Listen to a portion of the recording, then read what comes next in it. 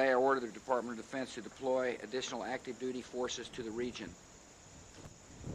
Over the next 24 to 72 hours, more than 7,000 additional troops from the 82nd Airborne, from the 1st Cavalry, the 1st Marine Expeditionary Force, and the 2nd Marine Expeditionary Force will arrive in the affected areas. We woke up Saturday morning and I went out, you know. He's at his house. Yeah. And he went for a run. And I'm at my house, 18 miles away, and I went for a run. I mean, that's what paratroopers do in the morning.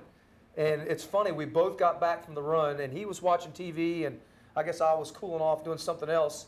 And President Bush came on TV and said, I am sending American forces into New Orleans. And about that time, we all jumped up, and he got a phone call, and I knew a phone call was going to come. Was I recall, he actually said, that's right. I'm sending the 82nd. I'm sending the 82nd Airborne Division. I'm sending the 82nd Airborne Division. That's right. And I'd been back for about 30 minutes from my run, and I was sitting there with my wife, and of course we all watched the news because we kept just anticipating something must happen.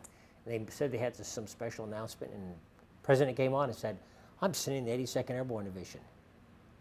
And I sat there, my wife looked at me, she goes, maybe they forgot to tell you. Yeah. You know, I remember Stephanie just looking at me going, maybe they forgot to tell you.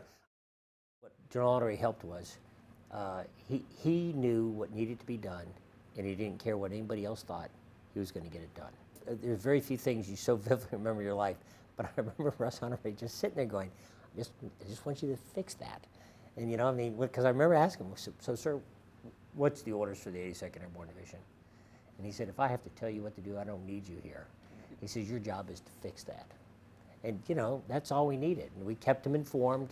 He'd give us little tweaks here and there. We'd tell him the things that we thought needed to be done. There was never a question that Russel Honore was going to do whatever it took to get that situation fixed. And so people had enormous faith and trust and confidence in him. You know, there's those who like to portray him as being a little flamboyant and everything else. Underneath any exterior you may have seen was an incredibly brilliant, smart person. The best use of the helicopters in the opening days was search and rescue, and that was the priority number one given to me by the governor. Is do complement search, keep people alive, search and rescue, work on the evacuation of the city, and ask me to lead that, and then to provide food, water, and medicine for people.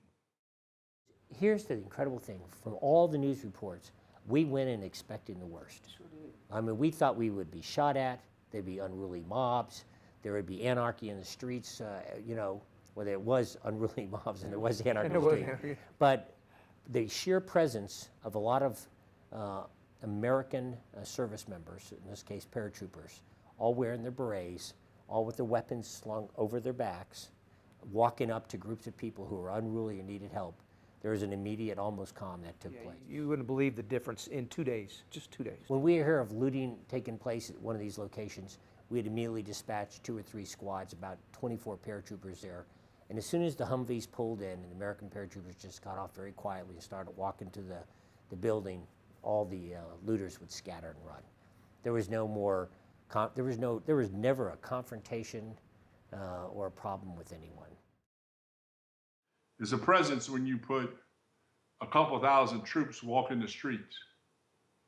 And in this case, as you know, we went in with the berets on, and we call those presence patrol. I was looking for the word we used, presence patrols, because one of the other side mark we had was to do everything possible to protect the cultural sites in New Orleans, like the cathedral and the French Quarter, because if the quarter caught fire, you know, it would be impossible because we had no running pumps.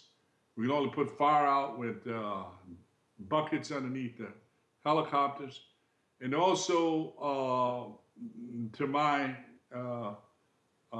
knowledge, I didn't know that the property on St. Charles is some of the most expensive property in America.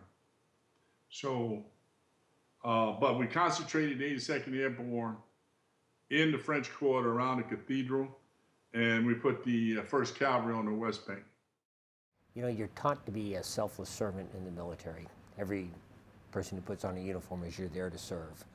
And in this situation, when we could do it for other Americans, it was probably perhaps one of the most gratifying experiences you can ever go through.